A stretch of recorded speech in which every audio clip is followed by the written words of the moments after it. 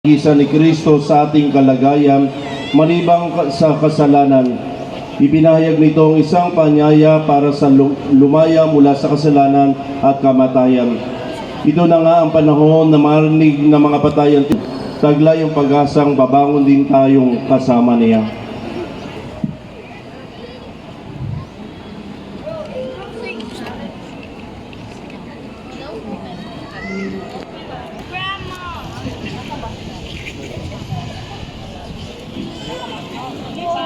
Pinagdahang inihigos, katawang kalunos-lunos, nalumanay na sinambot at kanilang iniabot sa ilang birheng tibobos. Kinalong kapag karaka, si Jesus ng birheng ina, lumbay hapis sabihin pa, at pagbubuntong hininga ng kanyang kaluluwa. Dibdib ay halos bawalat ng sakit at madlang hirap. Luhay baha ang katulad ng pagtangis at pag-iyak. Ito ang ipinangusap. O maliwanag kong araw at maalindog kong buwan. Aba, bituing malinaw, liwanag mo'y hinalinhan ng dilim ng kasakitan. O Jesus na ihinimlay sa kandungan ng mahal na birhen, maawa ka sa amin.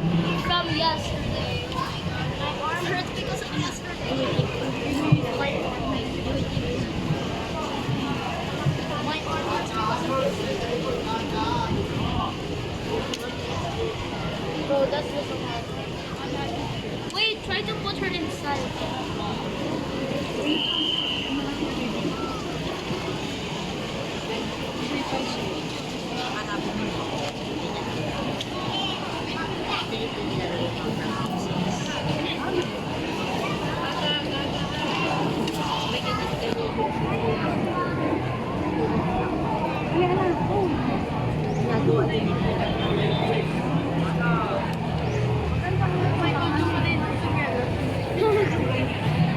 San Jose ng Arimatea.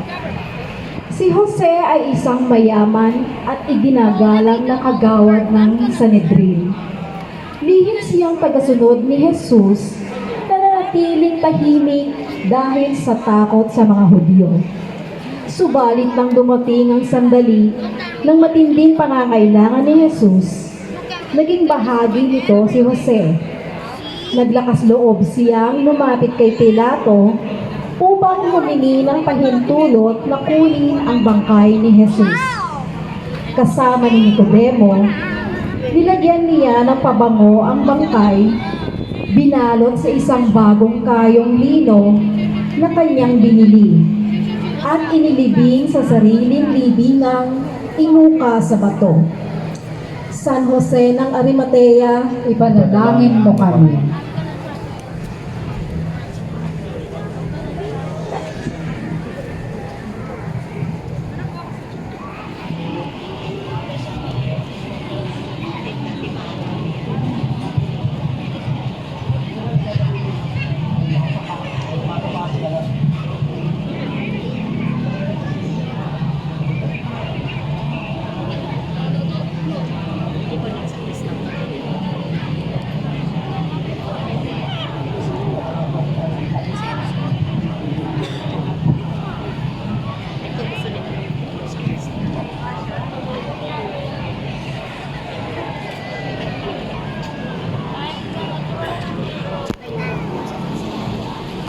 Bro, this doesn't go.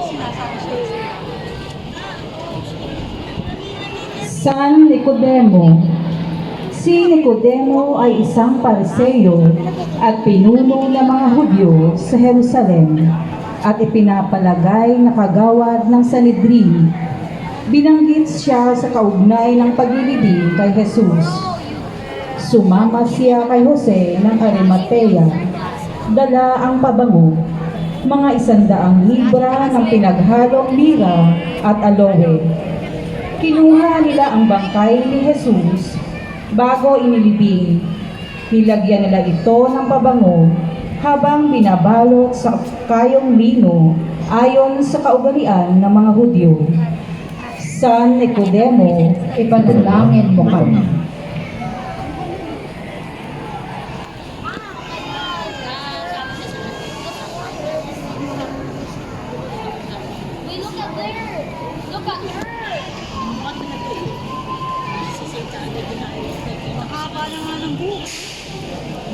trying to get Korean style.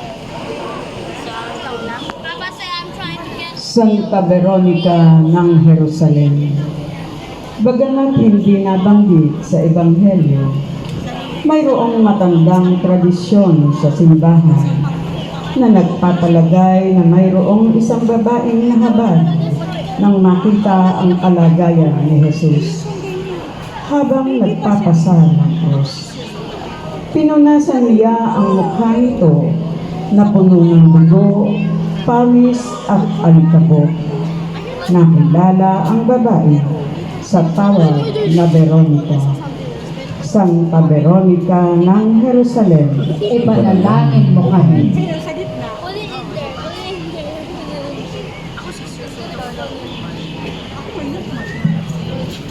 Ako Wait, the cat looks like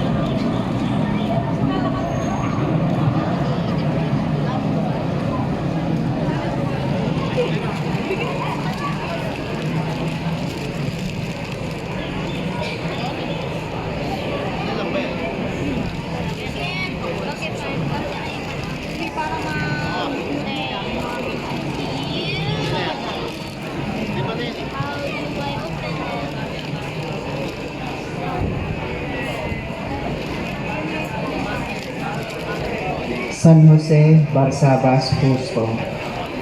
Siya ay tinatawag na Barsabas at tinatagurian ding Justo. Kasama si San Matias, isa siya sa mga pinagpilian ng mga alagad upang pumalit kay Judas Iscariote sa 12. Bagamat si San Matias ang napili, isa siya sa mga kasakasama ng mga alagad sa buong panahong nakipamuhay sa kanila si Jesus. Mula nang bautismohan siya ni Juan hanggang sa iakyat sa langit. San Jose Barsabas Justo, Nalangin mo kami.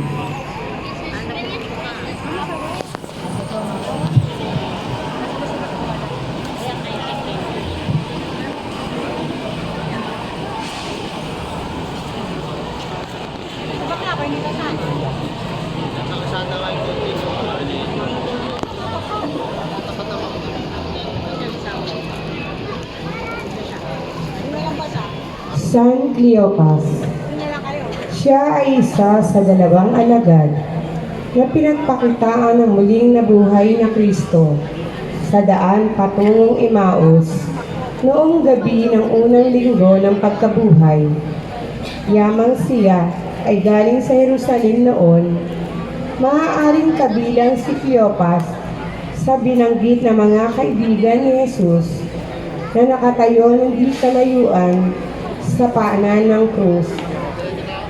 San Cleopas, Ipanalangin mo kami.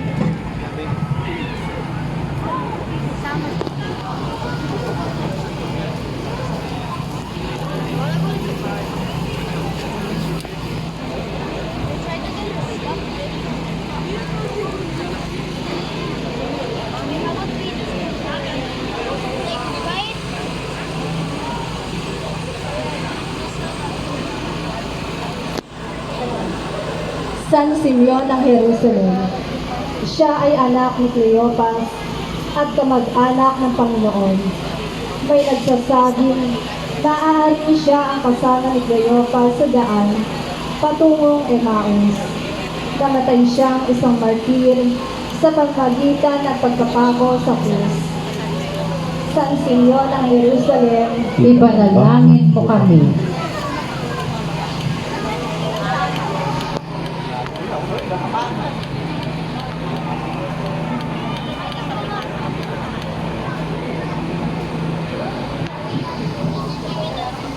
Untrap! Untrap! Untrap! Untrap! Go to Bumper! Go to Bumper! Oh, it's an eagle!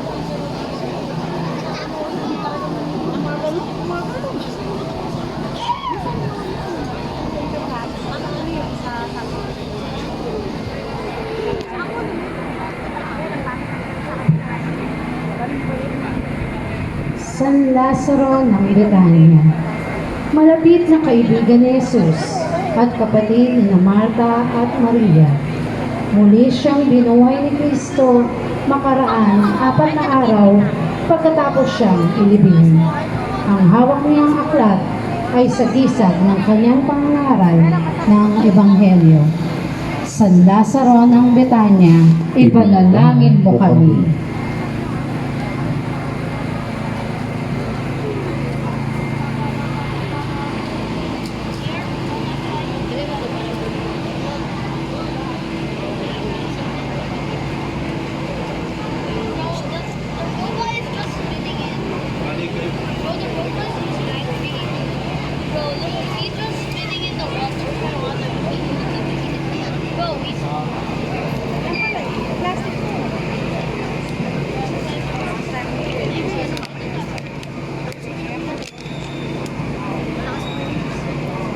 Roy just brings it.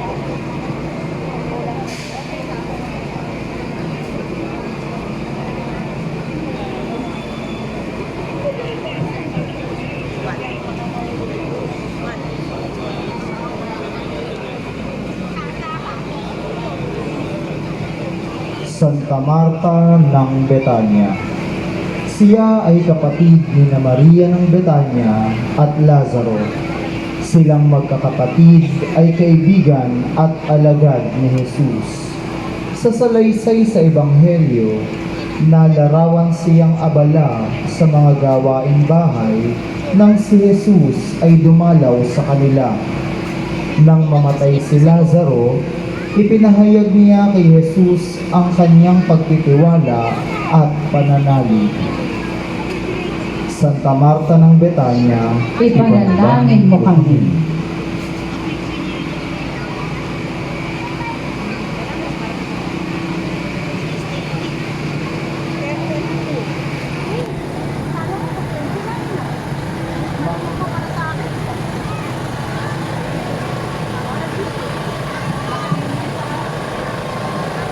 Santa Maria ng Betania. Siya ay kapatid ni Lazaro at Marta.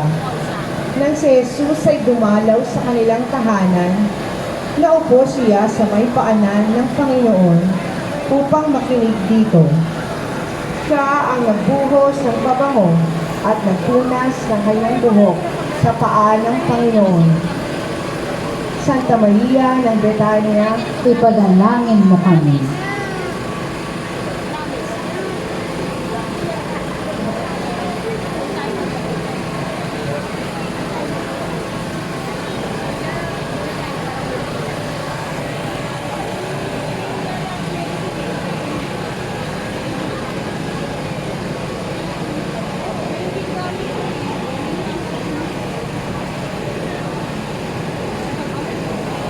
Oh, I just put the book in there.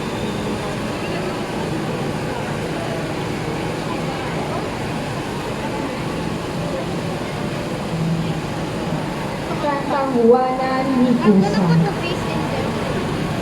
Siya ang may bahay ni Kusa na katiwala ni Herodes Antipas. Isa siya sa mga babaeng sumunod kay Jesus sa kanyang paglilibot sa mga bayan upang mangaral at tumustos sa pamamagitan ng kanyang mga ari-arian sa mga pangangailangan ni Jesus at ng kanyang mga alagad. Kasama rin siya sa mga babaeng nagtungo sa libingan ni Jesus noong unang araw ng Sanlinggo. Santa Juana ni Cusa, Ipanalangin mo kami.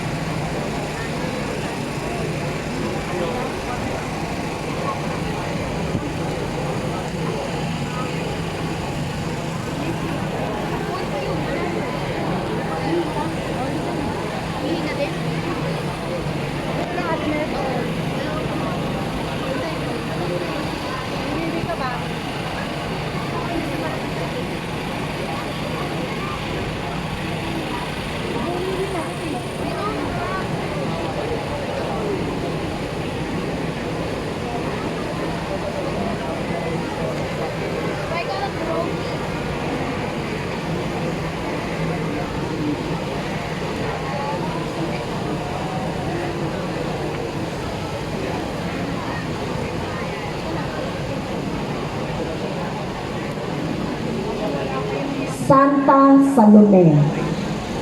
May bahay ni Zebedeo at ina ni na Apostol Santiago Matanda at Juan. Kabilang siya sa mga babaeng nasa paanan ng krus at nagtungo sa libingan ni Jesus. Ang walis na kanyang hawak ay halaw sa pasyong mahal na isusuog sa bangkay ni Jesus. Santa Salome, Ipanalangin mo kami.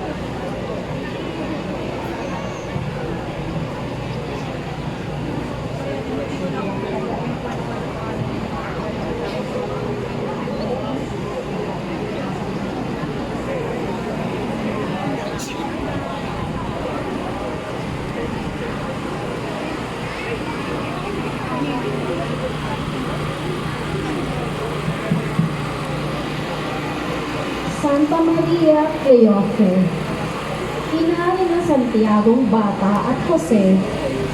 Nakilala rin siya sa taguring Maria Jacobe dahil anak niya si Santiago o Jacobos sa wikang Latin.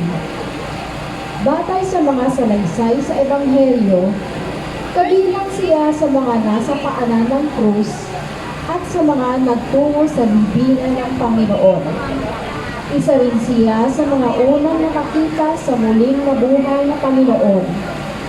Ang hawak niya ay sisidlan ng pabangong ipapahid sa bangkay ni Jesus. Santa Maria Cleofe, Ipanalangin mo kami.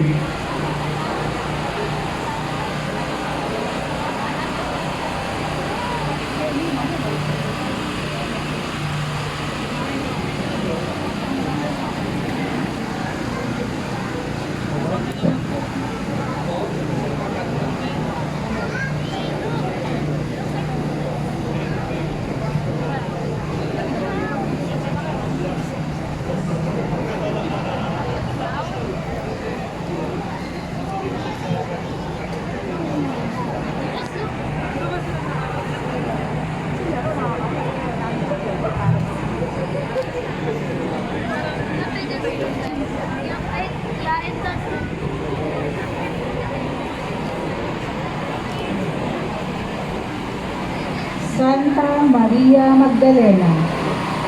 Siya ay buhat sa nayon ng Magdala. Ayon kay San Marcos, Pinalayas mula sa kanya ng Panginoon ang 7 demonyo. Isa siya sa mga nasapaanan ng krus at sa mga unang nakakita sa muling nabuhay na Panginoon at nagbalita sa mga apostol ukol sa muling pagkabuhay ni Kristo. Dahil dito, siya ay tinaguriang Apostola Apostolorum, apostol ng mga apostol. Santa Maria Magdalena, Ipanalangin mo kami.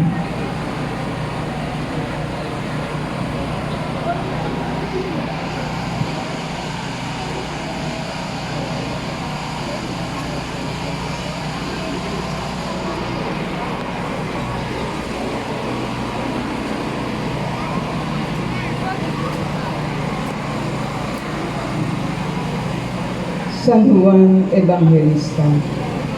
Siya ang tinaguriang alagad na minamahal ni Jesus, na anak ni Zebedeo at Salome, at kapatid ni Santiago ni Matanda. Matapat niyang sinundan ang Panginoon hanggang sa paanan ng krus, at sa kanyang inihabilin ng Panginoon ang kanyang mahal na ina. Ang kanyang hawak na aklat at panula ay sagisag ng kanyang pagiging ebanghelista. San Juan Evangelista, Ipanalangin mo kami.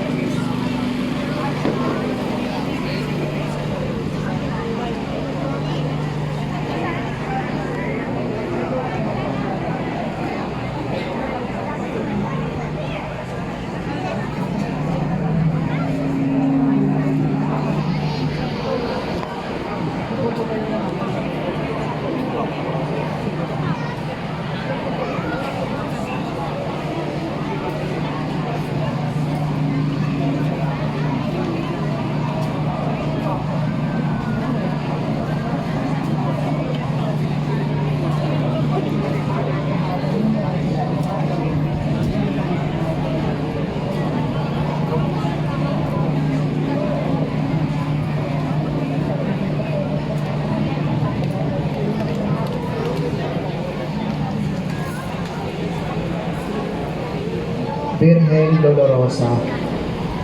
Sa mga taong matapat na sumunod sa Panginoon, nananatili pa rin katangi-tangi ang mahal na Birhen. Bilang ina ni Jesus, lubos ang kanyang pakikinsa sa paghihirap ng kanyang anak.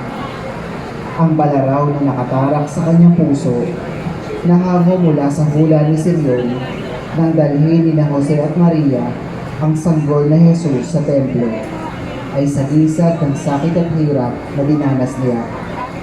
Dibdib ay halos mawalat ng sakit at madlang hirap. Luhay baha ang katulad ng pagtangis at pag-iyak. Mahal na Birhen Dolorosa, Ipanalangin mo kami.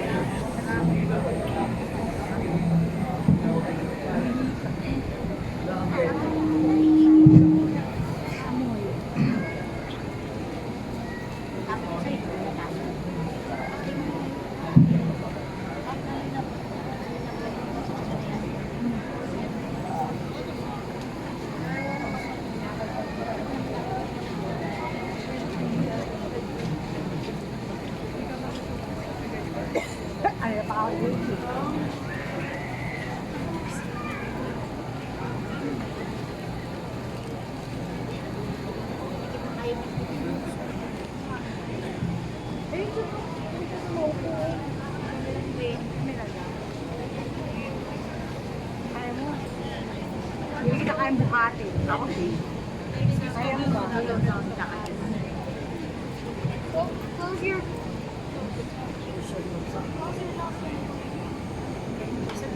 Okay then. Hindi ka rin.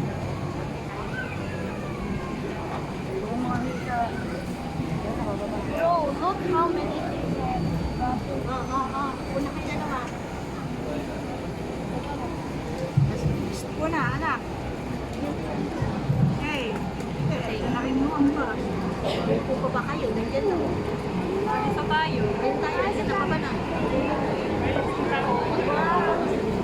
I just wanted to sit. Santo Entierro. Now you have to close it. Bagong magtakip siling, dumating ang isang mayamang taga-Arimatea ng ngalay Jose. Siya'y alagad din ni Jesus. Lumapit siya kay Pilato at hiningi ang bangkay ni Jesus. Inuutos naman ni Pilato na ibigay ito sa kanya.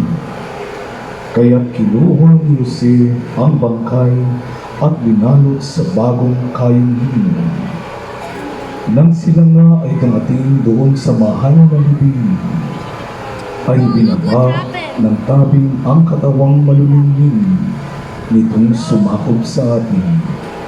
Binuhat, isinahukay at sa kanila tinakpan ng takip na nangalaan.